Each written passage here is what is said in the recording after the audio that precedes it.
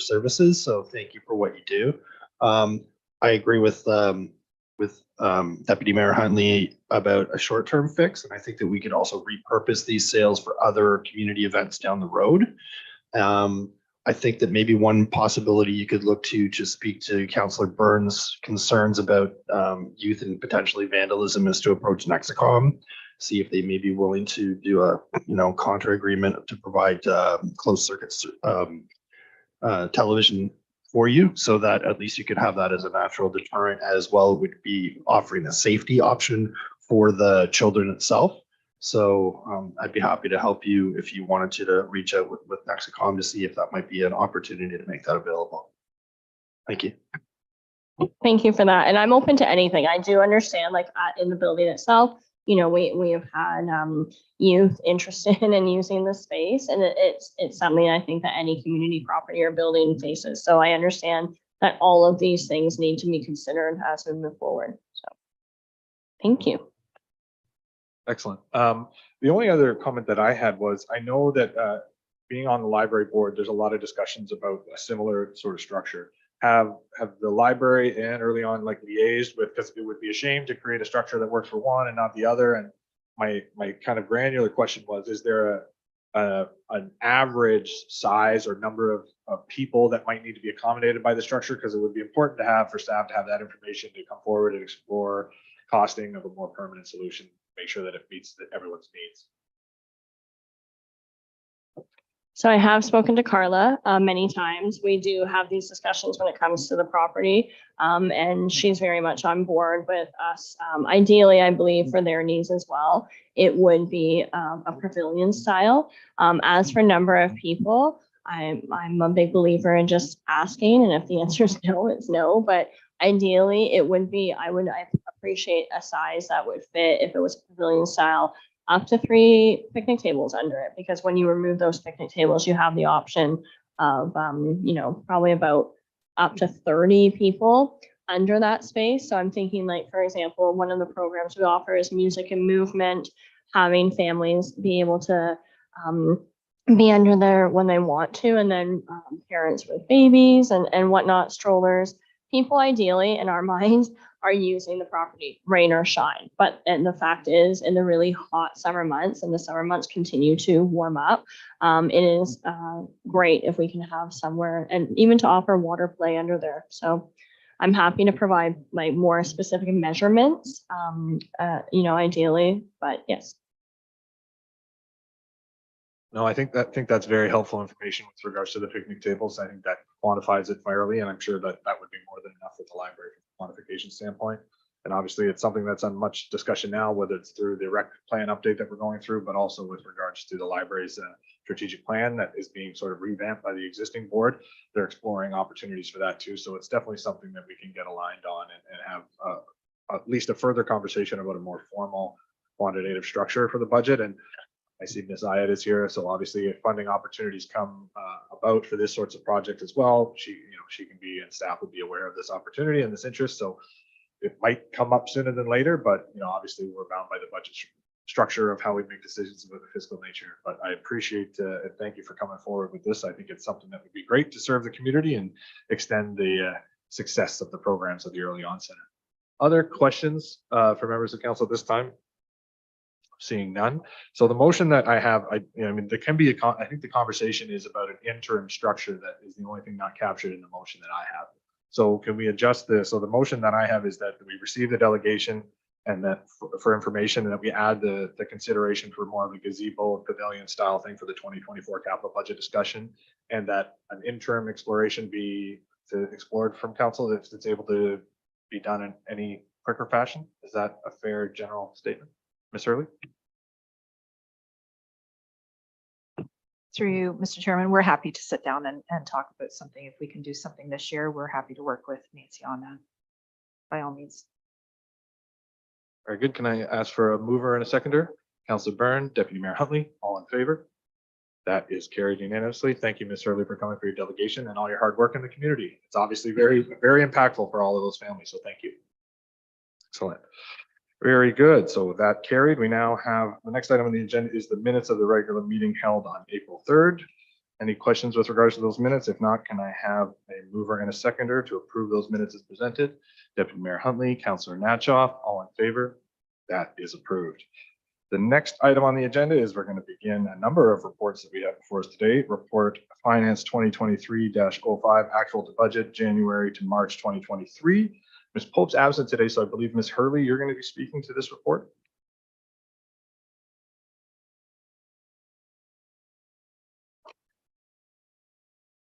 Through you, Mr. Chairman, to council, the actual budget is from January to March. The recommendation before council is that you've received the actual budget for the period of January 1st to March 31st, 2023.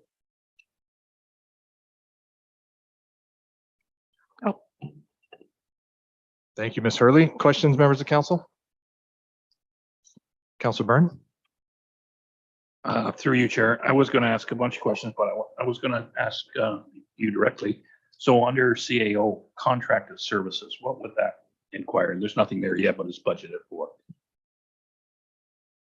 Through you, Mr. Chairman, to Council Byrne, contracted services are a variety of different scenarios. One happens to be human resources. Others happen to be this, if we do anything with regards to any directions of council, it's a line item that we identify each year. And any of the contracts that we entertain into by council direction go under that section. Thank you, Ms. Hurley. Other questions? Deputy Mayor Huntley? Through you, Chair, to CAO, I guess. With regard to the actual budget, like all departments look like they're trending quite well. The only one that looks like it's a little bit concerned is the office of the CAO, which is chewed through 60% of its budget already. Is that a concern, considering we have 3/4 of the year still left? Through you, Mr. Chairman. To the deputy, we are where we are. A lot of those items are related to legal costs at this time. If we go over, as you know, we would report to that. First off, we bring this report to you quarterly. Second of all, so you're always aware where we're standing. And if we do go over budget, we will report on that as well. But right now, a large portion of that right now is legal costs. Thank you, Ms. Hurley. Councillor Byrne? Through the chair, on that note, the library is also in that situation where a big chunk of its allotted budget has already been spent the first 3 months. And I don't know if you'd have privy to that knowledge, and I didn't think so. Okay. I can try to answer that as a member of the finance committee. I believe it's due to how the structure of the library disbursements go and how it can be recorded in our system. So the library gets, I believe it's quarterly it's quarterly disbursements from finance department. But just the way that is able to be managed on Kimberly's internal structure, it's all reported as it's been disclosed because it's operational. So it's not subject to manipulation. It's now within there to pay their staff their salaries and whatnot. So it's treated as one disbursement, but it's done quarterly from our standpoint. No, it's more of an accounting issue on our end to reflect it. Yeah. I was ready for the finance court. There you go. Eh? Who's to say? Very good. Other questions with regards to the report? Otherwise, we'll look for a mover with regards to receiving the report.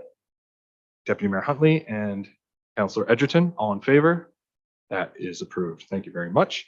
Next report is 9.2, report Parks and Facilities, Parks and Rec Plan, Phase 1 Community Engagement and Millbrook Arena Update. Mr. Allison. Good afternoon, Mayor and Council. I have before you Parks and Facilities 2023-02 report, Parks and Recreation Plan, Phase 1 Community Engagement and Millbrook Arena Update. Recommendation is that council receive the report Parks and Facilities 2023-02 on the Phase 1 Community Engagement for information. Staff and council have heard that the community would like more time and information on the project, and therefore consultant Mr. Lockhart of the Rethink Group is hosting a community forum on May 10th, 2023 at the Township Municipal Office Council Chambers to further inform community about preliminary findings from Phase 1, gather opinion about current services, leisure interests, and the future of the Millbrook Arena. With the presence of extensive mold within the Millbrook Arena, in accordance with the Occupational Health and Safety Act, Campion Incorporated was contracted to perform air samples for the safety of staff as well as the community at the Millbrook Arena, which took place March 13th, 2023. Air samples indicated that air quality is not negatively impacted by mold growth at this time. Further to the investigation, Cambium completed a designated substance survey to further investigate mold growth. The mold assessment was completed and the mold growth was identified throughout the fiberglass insulation in the ceiling space of the second floor and is presumed to be present on all fiberglass insulation on the ceilings above the playing surface portion of the building. The survey also included the identification of building materials and equipment containing designated substances. Asbestos was identified in the vinyl floor tiles located in the canteen, 95 square feet, second floor area, 1,250 square feet, drywall joint compound, 5,000 square feet, and sealant and caulking on the exterior seams, 1,000 linear feet. The blue paint on the metal surrounding the playing surface area is indicated as being lead-based. It is important to note that the designated substance survey is required for any renovations or demolition. Recognizing that we have new council members, staff is providing as much information as possible with time to review so the council can make an informed decision on the future of the Millbrook Arena and remaining CMC lands. Staff, along with Mr. Lockhart from the Rethink Group, who is with us today, can assist with any questions you may have. Thank you, Mr. Allison. Any questions, members of council? Councilor Byrne. Through the chair. When I'm looking at these reports that we sent down to the states to get analyzed, I'm seeing a lot of them come back as some of them none. And the overriding thing that I saw was that if we don't touch anything, there's not a problem.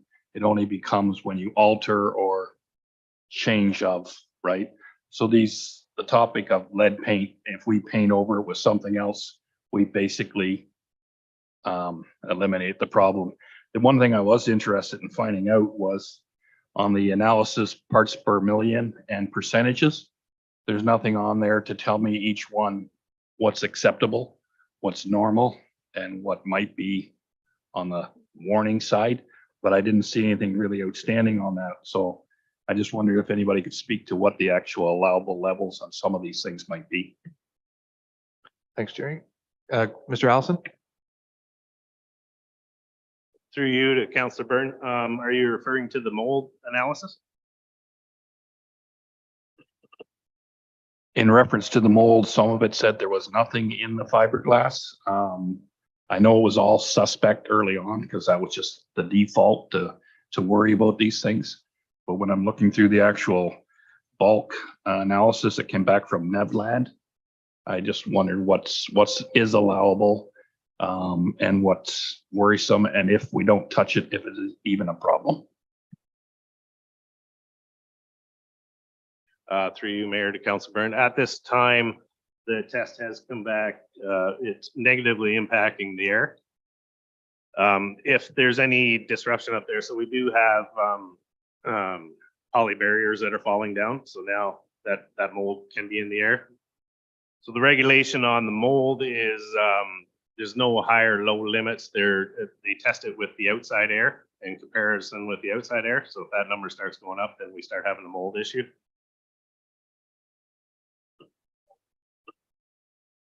Please. Yes. So I made a point of going down the last month or so after each time that it's rained precipitously outside and walk through the arena, the old arena in Millbrook, looking to see if there was any incoming water after those heavy precipitation days.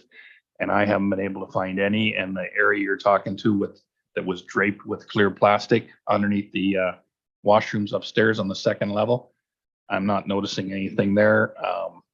When I do an analysis that I could do of the roof, it doesn't seem to be a big problem. I'm wondering if the incoming water that may have wet that fiberglass back in the day was maybe either condensation or possibly just damming up of the outdoor heave troughing to the west wall of the arena that backflowed underneath and caused a short term or whatever. From my interpretation of mold and stuff, if the dampness isn't continued over a long period of time, the mold won't continue to grow without that moisture. Through your mayor to Councillor Byrne. If you'd notice, when you were up on the second floor, we removed all the ceiling tiles that had water stain damage on them. So water was penetrating through all those areas. Water penetrates depending on the wind, the rain, the snow load. We have leaks along each side of the building. We've had leaks on the center of the floor. That plastic was installed years ago in the woman's bathroom upstairs, and water does run onto that plastic and down the pipe into the draining system. Thank you, Chris. Other questions, members of council? Ms. Hurley. Through you, Mr. Chairman, just for clarification, for a staff point of view, we're not the expertise in this area. We hire KBM that they do have and have that expertise. So we can only base our assumption on what we see visually. So we're not in a position, I'm sure, as you, you're not, we don't know what is, I can't answer the question with regards to radius or what is effective or what's not effective and what that percentage might be. But those are questions we're happy to take back to the consultant and have them address any of those concerns. But I just want to clarify that we're not in a position to be able to provide that expertise. That's why we hire that consultant. But we're happy to take any of your questions, council, if you have any questions. So on that subject, Ms. Hurley, would you like that to be incorporated into the motion, that the questions, the Councilor Burns questions be directed to the consultant and staff can report back at a future date? Mr. Chairman, we're at your leisure. If you would like, if Councilor Byrne would have any questions, we're happy to answer those questions and report back. Absolutely. So we will add that to the motion then. It's just, does it need to be, my question was, does it need to be reflected in the motion, or will staff take that offline or would you like it for formality's sake? I think that's up to Councilor Byrne. If he would like it in the motion, we can do it that way. If you'd like us just to report back to you in general, I'm happy to do that. We won't change the motion. Councilor Byrne. On that note, I don't know if it's not is right time, but on the May the 10th, when the public arrives at the open forum meeting, would Cambium be here? Has there any knowledge there if they had questions to ask? Or what could I tell people that want to attend on May 10th, what they could expect and what questions they might be able to get answers to? Ms. Hurley. Through you, Mr. Chairman, we do have Mr. Lockhart here. He has been hired by the municipality to carry out the RFP and the duties with regards to that RFP. And one of them is to have that community forum. I can't answer what's being proposed at this time because we haven't decided on what the forum is going to look like. You would need a motion of council, obviously, to have Mr. Lockhart speak should you wish to do so. But I'm not in a position to give you any information with regards to how that will outcome at this time.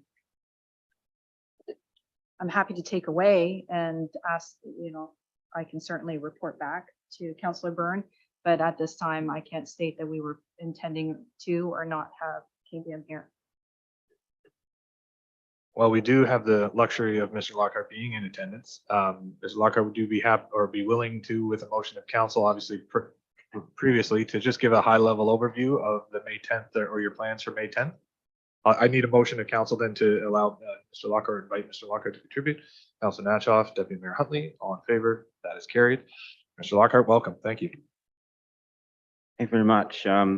So the community forum that we're going to be hosting on the 10th has a couple of purposes. One of them is to provide information to the community, additional information, and information similar to what has already been captured in the background report, which, as you know, is a working living document, continually being updated and added to as we gather more information.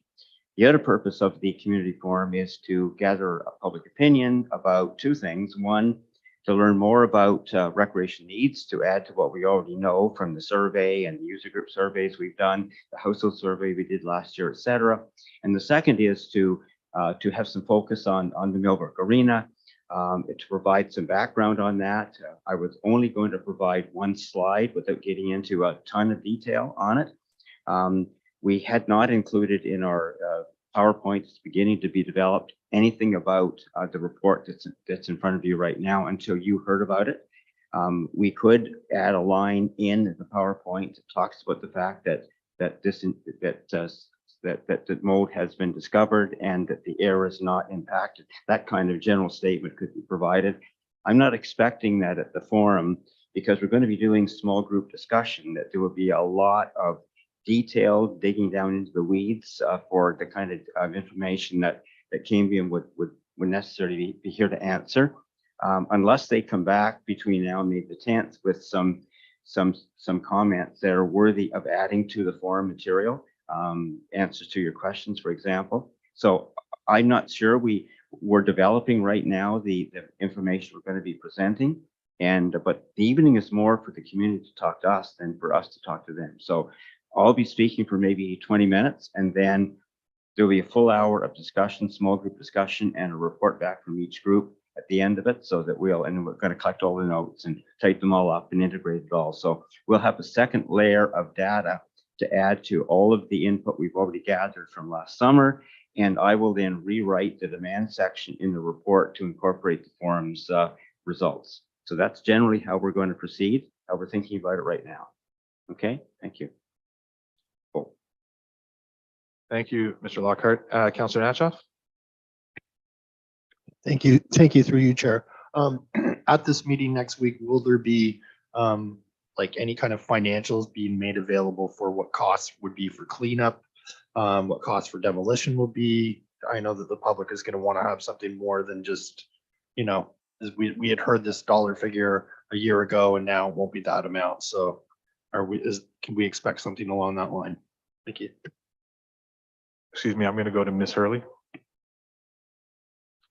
Through you, Mr. Chairman, to Councillor Narcoff. No, we're not planning on doing that.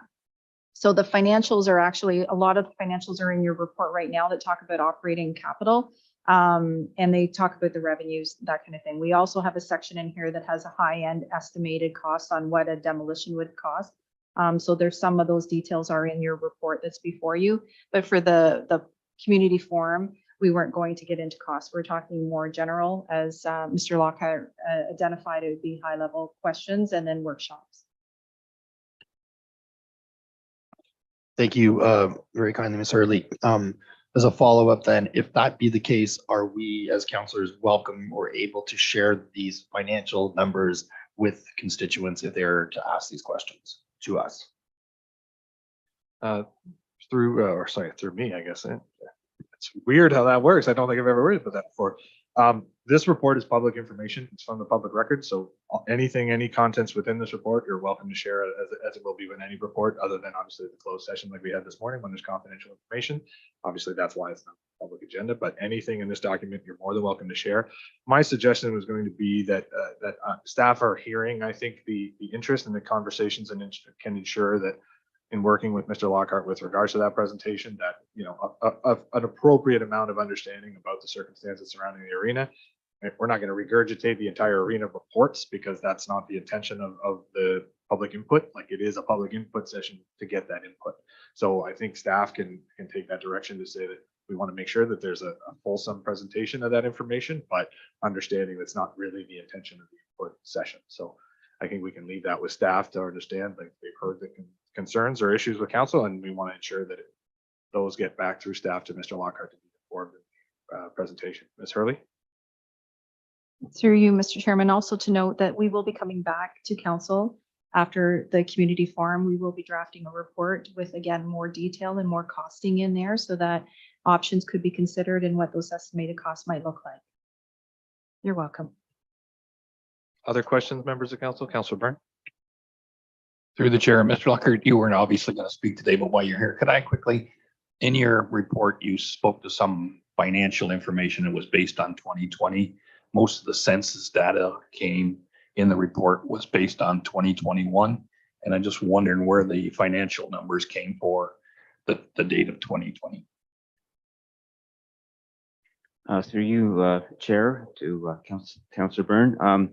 You're probably referring to income information. Yeah, well, the way the census reports, the report was 2021, but the census always reports 2020 income data because you don't have the 2021 income data yet. So that's why it's always a year behind. So that's still the most current information that we have. Excellent. Thanks for that, Mr. Lockhart. Other questions? Other than that, we got a motion with, to receive the report and look forward to the community session on May the 10th.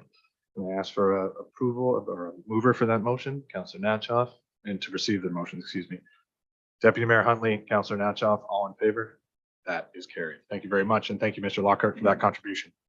Moving on, we're at 9.3, Springville Heights subdivision, Woodview Properties Inc., pre-servicing agreement. Mr. Hancock, or sorry, Miss Ellis, excuse.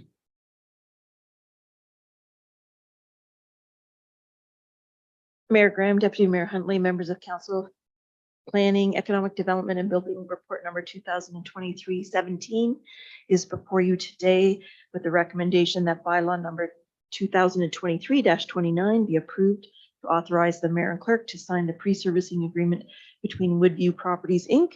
and the Township of Cabin Monaghan with the insertion of final financial numbers authorized by the Township Solicitor and or CAO. And we are fairly close to the final numbers. So the agreement before you today is fairly close to the final version that the township will be signing. There are, you will note in the agreement, a number of conditions that are required prior to the township signing the agreement, and staff always ensures that those requirements are fully complied with prior to asking the mayor and clerk to sign the agreement. Thank you, Ms. Ellis. Questions? Members of council?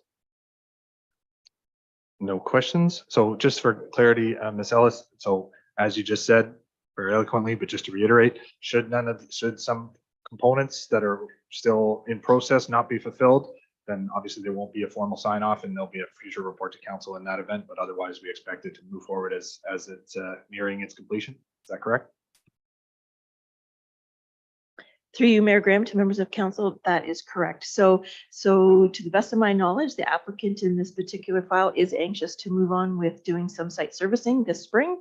They are currently working on fulfilling their obligations in terms of signing the agreement. They have received and reviewed the draft agreement, and we anticipate that they will fulfill their conditions. We will be signing, and you will see some construction in the Springville subdivision this spring.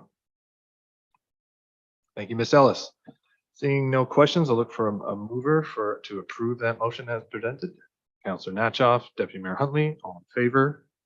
That is approved. Thank you, Ms. Ellis. 9.4, first quarter activity report, planning and economic development. Mr. Connolly.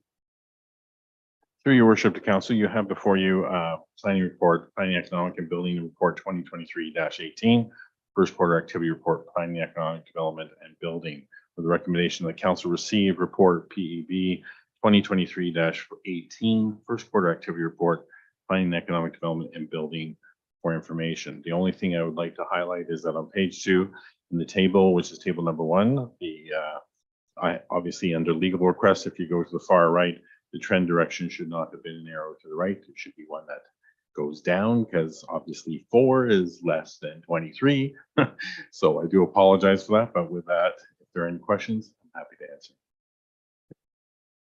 Thank you, Mr. Connolly. So in spite of that downward trend, the revenues are still on par, if not slightly in excess. Is that correct? Through your worship, the council, yes. So first quarter is always, as the report says, is always slow to start. However, in terms of building permit activity, we're around 17%. We're on track. Again, we'll bring forward another report for second quarter to see where we are. But my hope is that this is typical of the beginning of each year, and then we'll be able to meet that budgeted target. Thank you for that. Other questions, members of council? Councillor Byrne? Through you, Chair. When I was looking at table 2 and trying to read table 3, which is a little bit full of stuff, do you have breakdowns as far as areas in the township? I'm guessing that most of this trend is driven by Tower Hill, north or south or east or west or whatever they choose to call it. But I'd be really interested in knowing more about how the demographics are changing throughout the township, separate from this 700 units that's going to move forward. Through your worship to Councillor Byrne, actually for table number 2, those are 89 unique properties. So that is not including Tower Hill. These are inquiries outside of that. The number in terms of number of inquiries is typically, if something goes on the market, we'll get multiple inquiries. So on average about 4, so 4 times 89 of the number of inquiries in the first quarter that we would field. So it doesn't include those larger subdivisions proposals going forward. Table number 3, and I do apologize, I will in future provide a better and more obviously easier to read. With that, the categories talk about official plan amendments, zoning bylaws, subdivisions, miniature zoning orders, minor variances, all the things that we from a planning perspective look at in terms of applications, and we'll provide a better breakdown of that.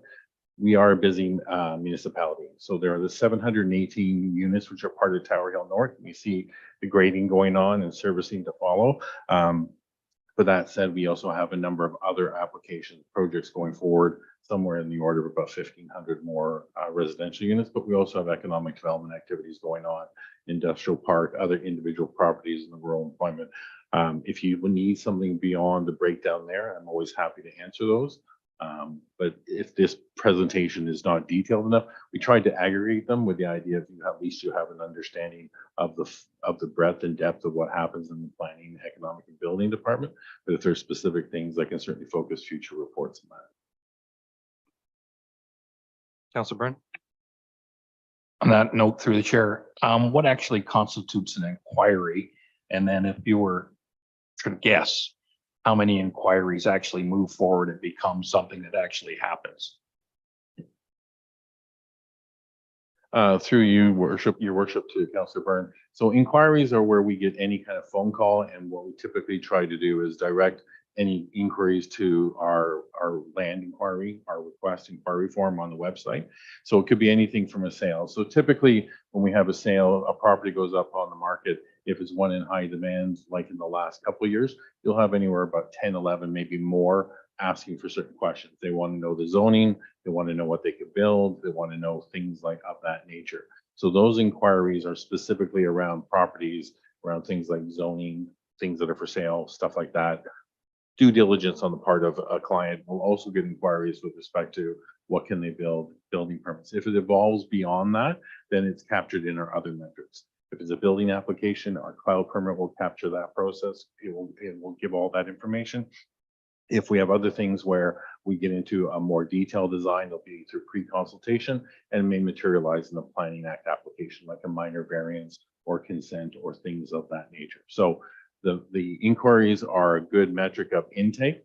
The other ones are much more specific to the actual Planning Act applications or even building permits as they start to progress into something more fulsome. But if you have a property that, let's say, is for sale and you have 10 inquiries, you will have the sale. And we've had a significant number of sales in the last few years. It's been a very busy market, slowed down a bit, but 10 inquiries could end up with one sale, and that sale may or may not have anything to do with that one particular, those inquiries. So there is a disconnect, but we're trying to provide a suite of metrics. Will give you an idea of what the market's like locally in all those aspects.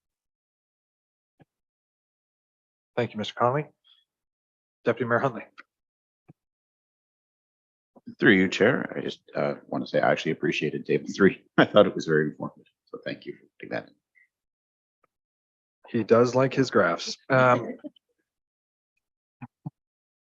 Anyways, if there's no other questions, we're just looking for a motion to receive this report for information. Councillor Edgerton, Councillor Natchoff, all in favor? That is approved. Thank you very much, Mr. Conley. Moving on, the next report is 9.5, Public Works. It says Mr. Hancock, but I believe Drew will be presenting this report. Is that correct? Drew, welcome. Thank you, Mr. Mayor. Through you to council. Before you, there are 3 recommendations for the County of Peterborough Cooperative Tender T-02-2023 surface treatment.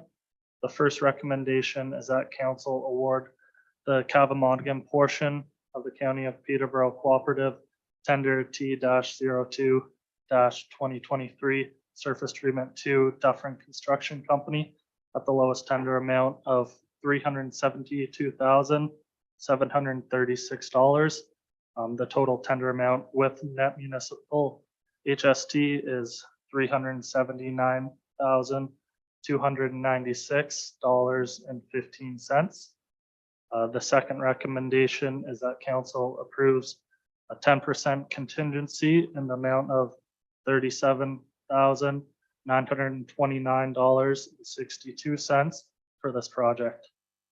The total amount for approval, including contingencies, is $417,225 $77. The third recommendation is that council receives this report as per the approved amount of $385,000 in the 2023 capital budget for surface treatment and approves the surplus funds transfer of $19,232.85 from the slurry seal 2023 capital budget. And then as well transfer $12,992.92 from the CCBF Canada Community Building Fund, revising the total available budget for surface treatment to $417,225.77. Thanks for that summary, Drew. So those are the three recommendations. Are there any questions for Public Works staff? Councilor Byrne? Through the chair, could you please explain to me what this cooperative is between the county and these other? Like, are we sharing with their projects and they're sharing with ours, or how does that work? Through you, Mayor, to Councilor Byrne. So the county, for surface treatment, we go in with the county. They do a large tender, which includes ourselves, the township of Duro Dummer, the municipality of Trent Lakes, Selwyn Township, and Havelock, Belmont, Methuen. And we go in all as one larger tender in hopes that we are able to get the best unit price for this project. And in addition to that, Drew, so what the collection of all this, of all of the different projects is then allows the municipalities, the independents, to not be bound by the total costs of all the projects. If one total cost is lower overall for the combined projects versus independent, the municipality has the freedom in a co-op tender to pick the other bid if it's not a low bid overall, but it's the low bid for your local works. Does that make sense? Councilor Byrne? Through the chair, on that note, how do we get into the priority of who gets service first if we're all bidding through one larger bid? One of the complications with that would be whether who's going with which bid. So it's a difficult question to ask because if all the other entities are going with the other provider because ours just happens to be the lower bid, you're only scheduling, you know, one of these two providers could be the only one that our municipality is dealing with. So there's no conflict with scheduling other works other than whatever else they have on their books. So there isn't necessarily a staggered consideration within because there's no understanding of if everyone's going with one of the providers or everyone's going with their own, so to speak. You know what I mean?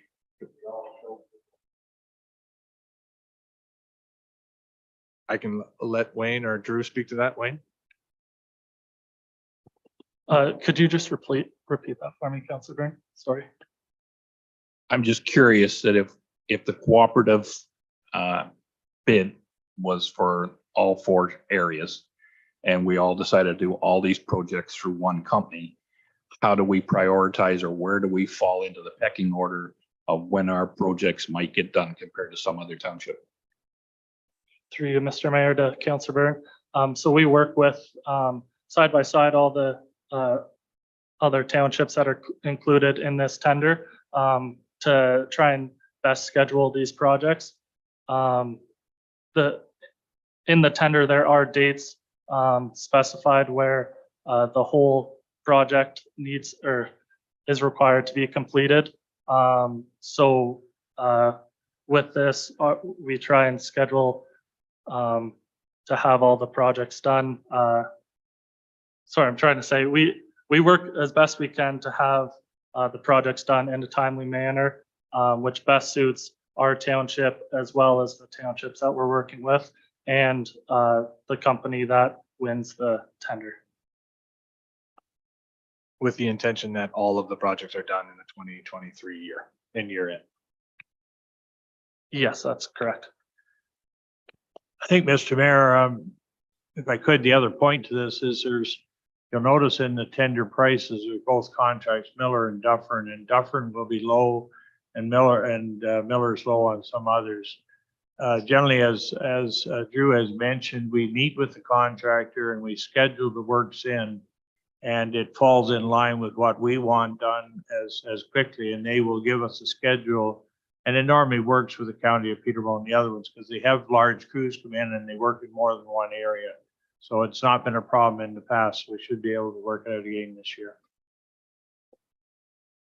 Yeah, I guess a part of the cooperative, if you're going to bid on the cooperative, you have to be capable of doing all the work. It's not as though you can simply try to do one at a time as you go. You need to confirm the capacity in your response to the RFP, which obviously both of these two companies are well known and very, very much established with large crews, et cetera. So thanks for that question and clarification, Wayne. Other Councillor Nacho? Thank you, Chair, through you. Just as a follow-up, can I make the assumption that you would identify specific projects that need immediate need first? So say that there's a really bad section of road through Selwyn, that would take a priority. So you could go for our township, it's like, if possible, can these 3 areas be met first or have the highest priority? Or it just happens that you just schedule it as crews are available in what areas? Through you, Mr. Mayor, to Councillor Natchoff. Typically, we try and get each township done at one time. So once the crew moves in, they complete all of Cavan-Monaghan Township before they move on to the next township. But then again, that is, we discuss that during the scheduling stages. Thank you, Drew. Other questions? Deputy Mayor Hunley? Through you, Chair. Is this the second or the third year that we've gone through the process with the county tendering this? Mr. Mayor, to the Deputy Mayor, this is actually probably the 5th year I think we've gone through the cooperative tender. And initially, just as the Mayor has mentioned, it used to be that you had to adhere to what the county wanted as low tender. They've now broken it out that each township can decide on their contractor subject to the low unit prices. So that's why you have a split on approvals and you have 2 contractors working in different townships in the same county. But it has been probably 5 years, and we're hopeful that it's successful in getting a lower tender price. Thank you, Mr. Hancock. Other questions? Councillor Byrne? Through the chair, in the last 4 years, has that proven to be the case? Is it looking like we're getting better deals? Through Mr. Mayor, to Councillor Byrne, I believe you can look at the tender prices there, and even the ones that are listed in the report. These are relatively close pricing. I think we are aware Miller was historically in the area for a number of years, and now Dufferin has been here last year and is recommended for this year.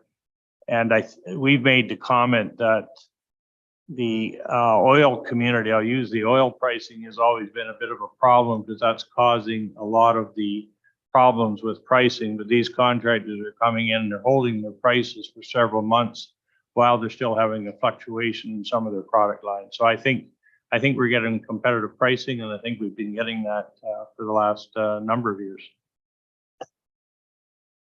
Yeah, and I think the rationale that has been, I think most municipalities at the county are very happy now that we've included the opportunity to not be bound by one provider, because obviously that could make an unfortunate circumstance for the local municipality who's paying a higher bill just to be a part of a larger tender. But we're also seeing fewer and fewer competitive tenders for this sort of work. So it's good to get enough tenders together to make it actually worthwhile for these larger companies to come in and do the work. So because there's not as many smaller niche players in the market anymore, especially after COVID. We found a lot of municipal suppliers and vendors really went through a significant amalgamation or fewer opportunities anyways. Ms. Hurley? Through you, Mr. Chairman, to council, I do want to make note that we're going to continue to work closer and closer with our neighbors. We are talking about more and more tendering opportunities or purchases that we could cooperatively do together. So to ensure not only that we get the best rate, but there is, it's really hard to get people out there to actually even bid these days. So if we can do things more together and still get a better price and get a good product is something that we'll continue to investigate. Thanks, Ms. Hurley. Other questions? Seeing none, there are 3 recommendations in the report. They're all sort of interrelated, so I think we can take a mover to approve all of the recommendations as presented. Counselor Natchoff, Counselor Edgerton, all in favor? That is approved. Thank you very much, Drew and Wayne, for those comments and questions and answers to those questions. Moving on in the agenda, I just switch pages. We are on report 9.6. And I believe Ms. Page and Mr. Hancock are going to be sharing the responsibilities for this report. Who would like to go first? Mr. Hancock. Thank you, Mr. Mayor. Before you is joint report between clerks and Public Works. It's Public Works Report 2023-02. Recommendation before you, number 1 is that council deem the township road allowance described as part 4 on the draft plan as surplus. Number 2 is that council deem the township road allowance described as the former Jameson Street and former Workman Street as surplus. Number 3 is that council hereby stop up and close these unopened road allowances as described on the draft reference plan and described on the service interior plan, and that a bylaw be brought forward when this reference plan is registered to stop up, to close, and to sell the road allowance in accordance with the requirements of the Municipal Act. Number 4 is that council direct staff to not proceed with a formal appraisal for these lands. Number 5 is that council direct staff to sell the property at the value of $11,000. This land value is based on the land area of 1.1 acres and the real estate valuation of $10,000 per acre for agricultural land value for this area. And number 6, that all associated costs with stopping up, closing, and selling the road allowance be the sole responsibility of the purchaser. And just a couple of comments on the report, if I might. This process was initiated, and if you read through the overview, you'll note that senior staff were contacted by the legal representative, Phil Aldrich, on behalf of the owner, Paul Jameson, regarding unopened road allowances of Jameson and Workman. And in 2022, Mr. Jameson had filed 3 land division applications. They are, as described in the draft reference plan, they were prepared by Elliott & Parr, which is now a branch of J.D. Barnes. And that was to provide the survey for the lots to satisfy the land division condition. While doing so, I think they noted and brought to our attention that these the township does own 2 unopened road allowances in this area. And we have combined 2 attachments to show those to council, one being that draft reference plan, and part number 4 on that plan is the road allowance. And then the service interior plan is to show council where the remaining parts of these road allowances do exist today. We would note that Workman was previously closed just north of Mount Pleasant Road. It was closed some time ago, and that means we have a discontinuation of Workman. It means it just sits as a road allowance in the agricultural field. Jameson has the connection out to County Road 10, and we are recommending that we close it all and transfer it over to the adjoining property owner, Mr. Jameson. We did reach out to legal counsel.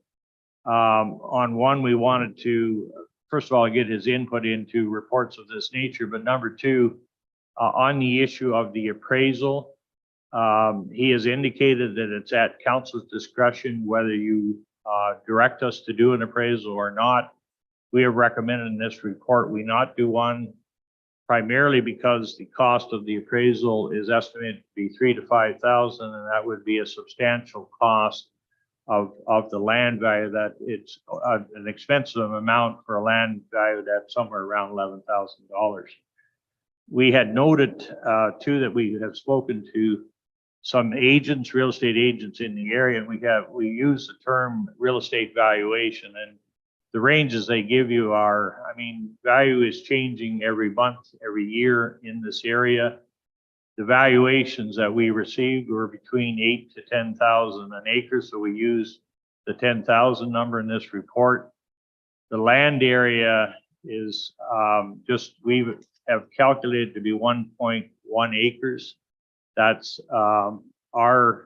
we do that through the GIS system, so that's our calculation. The property owner has suggested it might be less than an acre, but that can be confirmed because we will have a legal survey at the end that is showing this complete property road allowance and the part to be closed. And we will attach that registered plan to the bylaw to come back to council at a future meeting.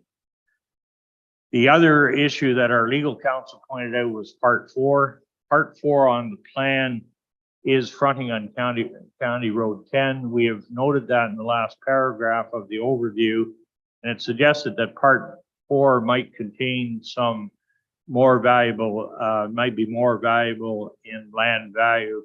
We have suggested that to clean this road allowance up, to close it and get the value at 10,000 per acre and the value of 11,000 overall, we think is a reasonable way of handling it. We don't see any, we don't recommend that we add any additional cost to that one piece. We have that noted in the report, but again, it's at council's discretion how you handle that part 4.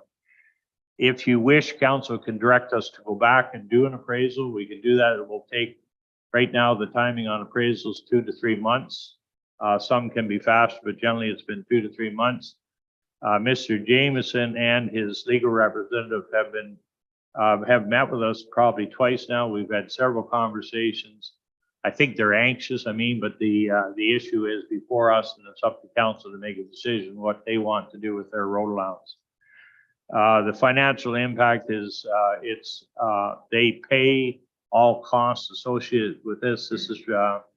These are costs related to legal surveys. These are costs related to any transfer deeds, which are your lawyer's costs, any of our legal costs, and they also will pay the land value that is approved by council at the end of the day.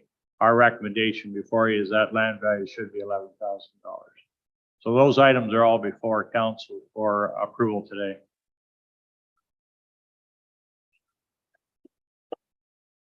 Thank you, Mr. Hancock. There's been a number of issues that have come before council over the last few years in regards to Mount Pleasant. It seems like it's a bit of a quagmire when it comes to these different disjointed parcels and some planning implications and things like that. Is staff aware? I mean, we've cleaned up a few of those along the way when it comes to different severances or development opportunities.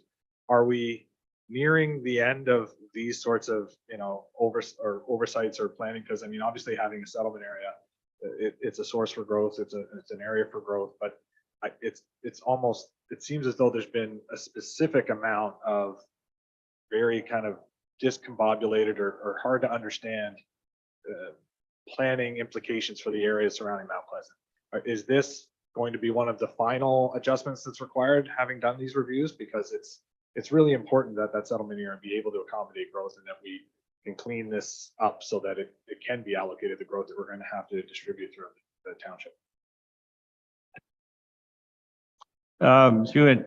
To you, Mr. Mayor, I think, first of all, dealing with these road allowances, a lot of these, we refer to them as registered plans that were put on title. They were put on title a number of years ago. These are back in the early 1900s, some are in the 1800s. We have a copy of this plan, I think suggests it was 1890. So some of these registered plans sit there and no one really knows until they search title that they have it. And we have probably 2 or 3 different situations in Mount Pleasant alone that we're dealing with. We have one road that is not a public road that we'd like to establish as a public road. So we're working on that one. That's in the Meadow Lane area. We are looking at some of the areas on the west side where Albert Street is, trying to deal with some road allowances in that area.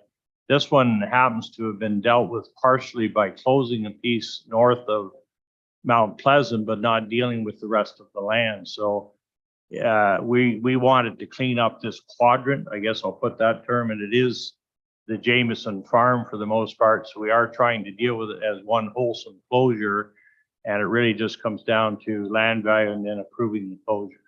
This will clean up one part, but we still have a couple of others to deal with in the Mount Pleasant area. Thanks for that, Wayne. Questions, members of council? Councillor Byrne. Through the chair, I don't have any problem with the 3 lot severances and the entranceway from Jameson Street onto County Road 10 would be a nightmare. I don't know quite how they managed to get the other lots severed off of Sherbrooke Street that actually blocked that road allowance back in the day.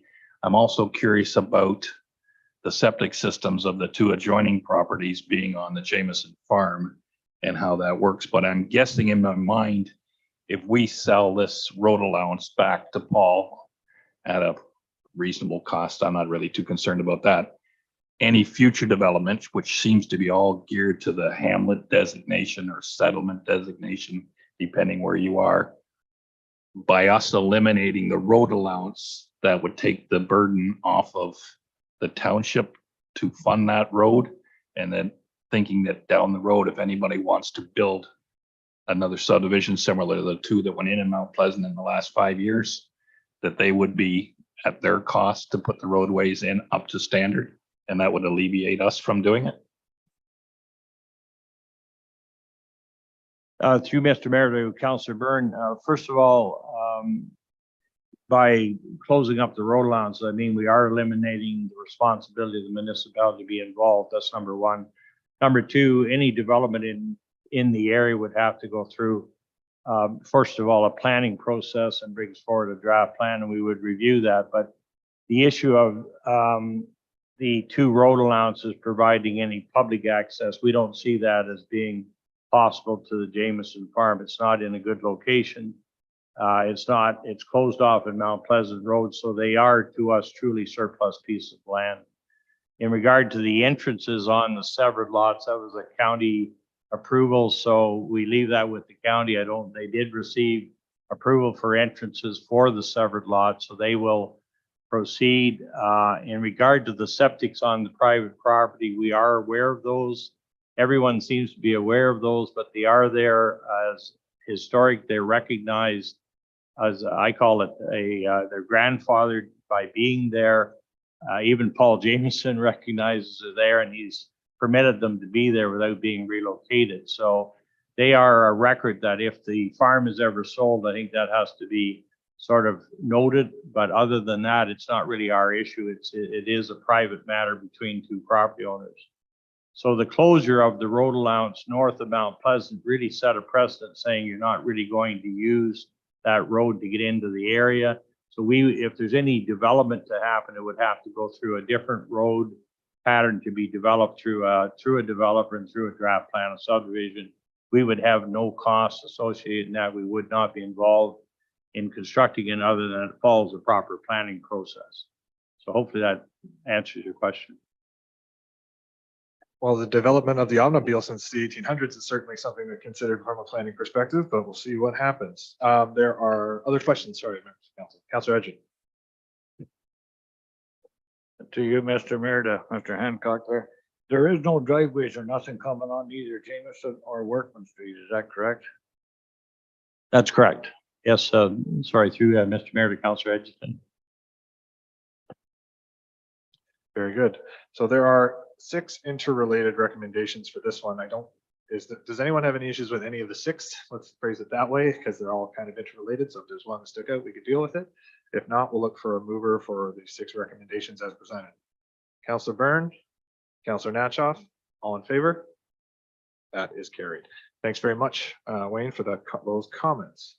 Moving on to 9.7 in the agenda, Corporate Services 2023-04, Fourth Line Theater 2023 Summer Season Community Festival Designation. This page. Thank you, Mayor Graham, to you and through you to yourself and the rest of council. Before you, as previously requested, the Fourth Line Theater has their 2023 summer season, and they're looking for council support to designate this as a community festival of municipal significance. I can read aloud the recommendation if you would like, but those are their dates.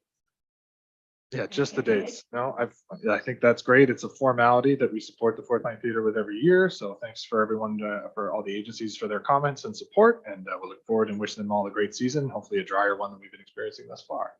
Questions for members of council? Councillor Byrne. Through the chair, I'm just looking for a definition of what municipal significance means, please. Ms. Page?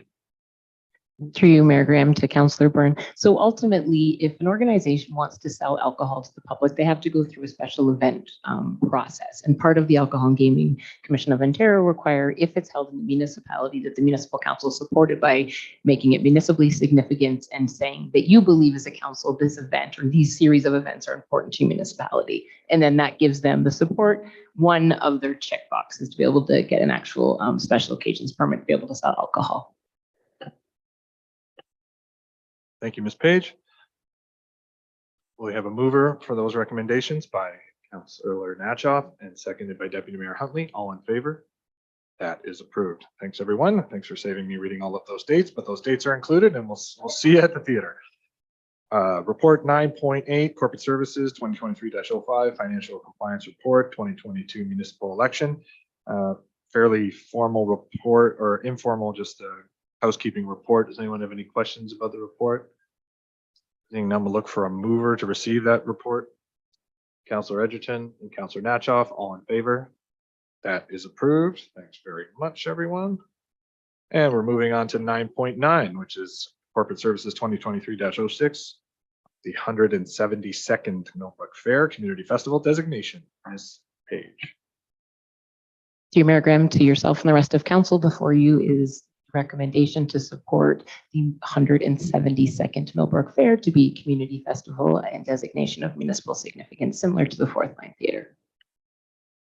Similar community significant designation, moved by Deputy Mayor Huntley, seconded by Councillor Natchoff. All in favor?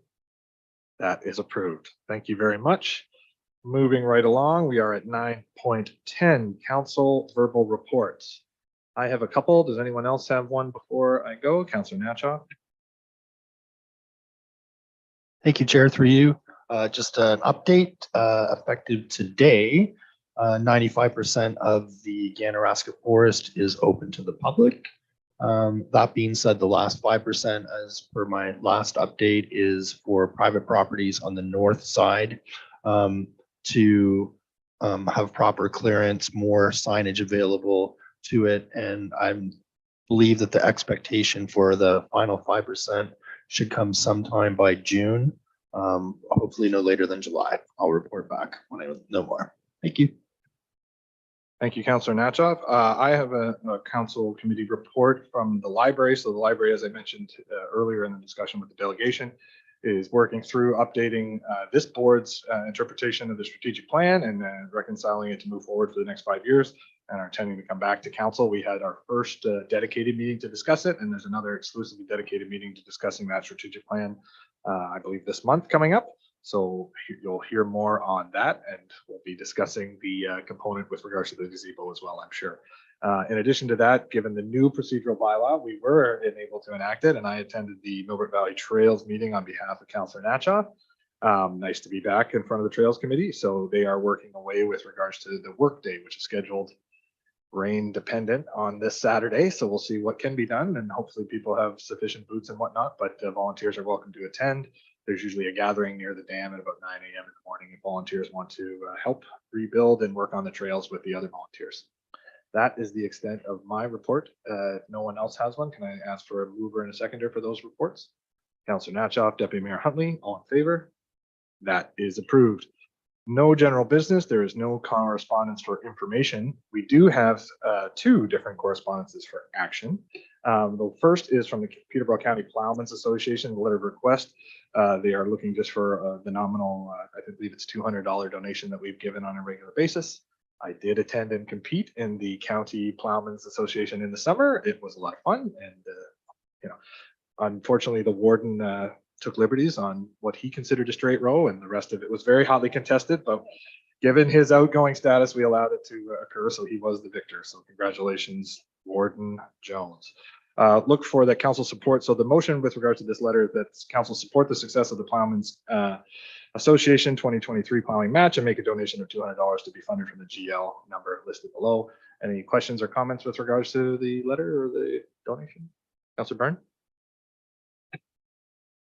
Through you, Chair, with the expenses that they incur, is 200 still reasonable or does it seem low? I think that's the amount that's been requested. That's the additional amount because it's shared within all the municipalities participating in. So I think had they wanted more money, they would have probably suggested that they asked for it. But yeah, a fair comment, but I think we can move forward with understanding that there wasn't any additional requests at this time. So we're happy to give it. So looking for a mover and a seconder for that. Councillor Byrne, Councillor Edgerton, all in favor? That is approved. Moving on to Cavan Calling Festival in Cavan. During the summer, we had the pleasure of hosting some individuals from County Cavan and were very cordially invited to attend the meeting. I don't know exactly how the municipal workings in Ireland are, but we try to friendly explain that we don't have budgets for people to be flying internationally and attending events, despite how much it might be nice to pay homage to one of the ancestral homelands of our county. But they are having quite a large event. I don't know if people saw, but they were picked up by Stephen Colbert and his show and inviting him to come. So we're among celebrity invitees, I guess you could say. But so what I was suggesting is that we send a small gift and a photo. We took a few photos commemorating their attendance here and accepting or thanking them for their invitation. And we've sent that in our well wishes in a formal letter to County Cavan for their event and best wishes because they are going far and wide with this event. It's going to be quite something. So we just want to encourage them as best we can. Any comments or questions with regards to that letter? Deputy Mayor Hunley? Through you, Chair, I understand our situation, but I guess in our correspondence with them, it would be nice to have more than a few months' notice. Maybe if they're going to do this in 5 years or so, to give us, a little bit of heads up, and maybe it is worth, sending the mayor or deputy mayor, but somebody sending a delegate at some point. But we just need more than a few months' notice to be able to plan. Thank you. Fair comment, but we'll do what we can and wish them, like I said, we wish them all the best. It's going to be a great event, and they've certainly been doing a lot of promotion for it. So kudos to them and congratulations and well wishes for sure. Looking for a mover and a seconder to support that recommendation. I can read it again. Councillor Byrne, Deputy Mayor Huntley, all in favor? That is carried.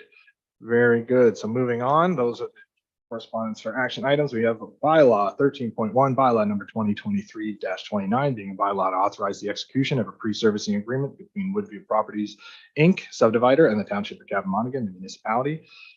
Be read a first, second, and third time, signed by the clerk and the mayor, and corporate seal attached thereto. Deputy Mayor Huntley, seconder. Councillor Natchoff, all in favor? That bylaw is approved. There is no unfinished business. Any notices of motion? Seeing none, the confirming bylaw number 2023-30, being a bylaw to confirm the proceedings of the meeting held May 1st, 2023, be read a first, second, and third time. Corporate seal attached thereto and signed by the mayor and the clerk. Moved by Councillor Byrne, Councillor Natchoff, all in favor? That is approved. Lastly, we have a motion for adjournment. Who would like to make that motion? Councillor Edgerton and Councillor Natchoff, all in favor? That is approved. There's a number of additions to our upcoming meetings, and I'm going to read them all because they weren't included on the public agenda, so bear with me a moment. We have our municipal roads tour this Thursday, May 4th at 9 a.m., leaving from the municipal office. We have the downtown BIA Board of Management meeting Thursday, May 4th at 8 a.m. We have the Sustainability Advisory Committee meeting on Thursday, May 4th at 2 p.m. We have the Novick Valley Trails Workday Saturday, May 6th, as I mentioned, at 9 a.m., meeting at the end of Distillery Street. And the rain date is the next following Saturday, so we'll see what happens with the weather. Community Forum, as mentioned from Mr. Lockhart, is Wednesday, May 10th from 6:30 p.m. to 8:30 p.m. It will be held in the council chambers and also is available online to stream and participate that way as well. We have the Municipal Revitalization and Heritage Advisory Committee meeting on Friday, May 12th at 9 a.m. in the council chambers. Our next regular council meeting is Monday, May 15th at 1 p.m. in the council chambers. Novick Valley Trails Advisory Committee meeting is Monday, May 15th. That's a special meeting that's been added to the calendar to discuss their contributions to the Parks and Rec plan at 4 p.m. in the council chambers. And the subsequent regular council meeting is Monday, June 5th at 1 p.m. in the council chambers. And then the meeting subsequent to that before the summer break is meeting on Monday, June 26th at 1 p.m. again in the council chambers.